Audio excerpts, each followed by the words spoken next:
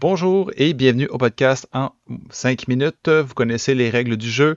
On résume un sujet en particulier en moins de 5 minutes. Si jamais les informations manquent ou que je suis dans l'erreur, n'hésitez pas à apporter votre grain de sel dans l'espace commentaire du podcast.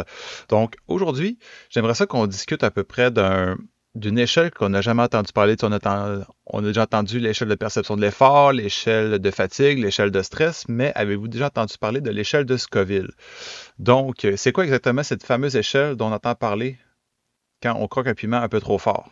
Donc, l'échelle de Scoville a été inventée en 1912 par un pharmacien américain du nom de Wilbur Scoville. À l'époque, il travaillait pour une entreprise pharmaceutique qui s'intéressait aux propriétés anesthésiantes du piment. Pour mesurer la force des différents types de piments, il met au point ce qu'on appelle le Scoville Organoleptic Test. Le principe était plutôt simple, mais pas très scientifique à la base. Il faisait goûter des solutions de piment diluées à un panel de testeurs jusqu'à ce qu'ils ne sentent plus de piment, donc plus le piquant du piment, pardon. Donc le degré de dilution nécessaire déterminait entre autres le score sur l'échelle.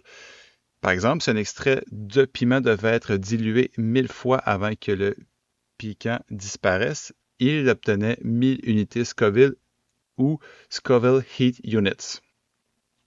Aujourd'hui, c'est devenu une approche un peu plus scientifique. De nos jours, on utilise des méthodes un peu plus précises, notamment la chromatographie en phase liquide, qui permet de mesurer la capsaïcine, qui est la molécule responsable du piquant quand vous croquez dans un piment fort. Mais on continue d'utiliser l'échelle de Scoville, surtout comme référence pour classer la force des piments ou des sauces piquantes. Si on peut donner quelques exemples concrets au niveau du niveau de piquant, si on parle de 0 Scoville Heat Units, on va dire 0 dans l'échelle de Scoville, on commence tout doux avec le poivron. Donc le poivron vert, poivron jaune, poivron rouge, il est totalement dépourvu de capsaïcine, donc il est 0 piquant. Si on va de 100 à 500, piment doux italien qui donne un petit frisson pour les débutants.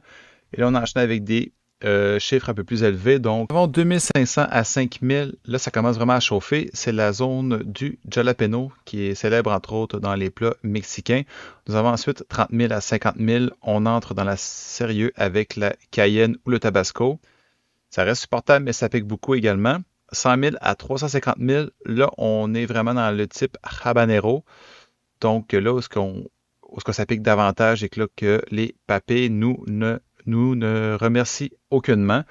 Puis au-delà de ça, nous avons plus d'1 million de l'échelle de Scoville et c'est l'enfer. Des piments comme le Carolina Reaper ou le Trinidad Scorpion peuvent dépasser au-delà de 2 millions de Scoville. Ce sont les stars des concours de piments et les vidéos virales des gens qui pleurent énormément à ce niveau-là. Donc, pour vous donner une idée, un piment Carolina Reaper est environ 400 fois plus piquant que le jalapeno.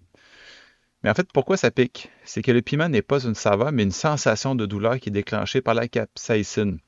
Il trompe nos nerfs en leur faisant croire qu'on est en train de brûler. En réalité, il n'y a pas de chaleur physique, mais notre corps réagit comme s'il y en avait. On transpire, on a le nez qui coule, le cœur s'emballe, etc. C'est ce qui fait que certaines personnes adorent ça, entre autres, surtout pour l'effet de défi. Le cerveau libère aussi des endorphines quand on commence à consommer du vraiment piquant. Donc, des endorphines, des hormones du plaisir, et on était littéralement vraiment en train de souffrir, puis on aime ça en même temps. C'est ça qui est particulier là-dessus.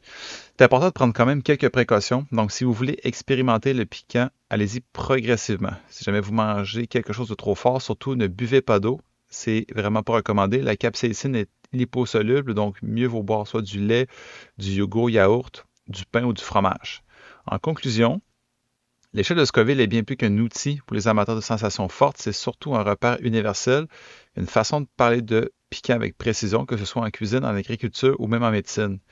Donc, que vous soyez du genre poivron ou Carolina Reaper, rappelez-vous, derrière chaque piment se cache une histoire et un chiffre. Donc, merci de m'avoir écouté pour l'épisode sur l'échelle de Scoville. J'espère que vous avez apprécié. Comme je vous l'ai dit, laissez un commentaire si jamais vous voulez apporter d'autres précisions ou tout simplement me dire « Oui, je suis dans les patates ». Merci à tous de votre écoute et bonne journée!